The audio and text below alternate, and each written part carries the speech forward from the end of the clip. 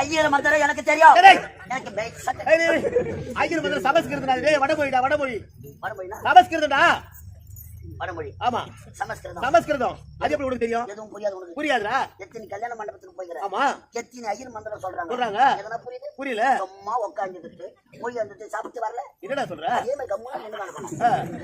சரி, உனக்கு எப்படி தெரியும்? உனக்கு தெரியும். உனக்கு எப்படிடா தெரியும்? எங்க அப்பா செத்த பிறகு எங்க அம்மா ரொம்ப வறுமையில வாழ்ந்தாங்க. 10 வருஷமா ஐயர் வீட்டுல போய் வேலை செஞ்சாங்க. எங்க அப்பா செத்த பிறகு 10 வருஷம் பொறுத்துதான் நானே பிறந்தேன். அப்படின்னா ஐயர் கும்பால வச்சிருந்தாரு. தாண்ட மாட்டேன். ஐயர் கும்பால வச்சிருந்தாரு. ஐயர் கும்பால வச்சிருந்தாரு.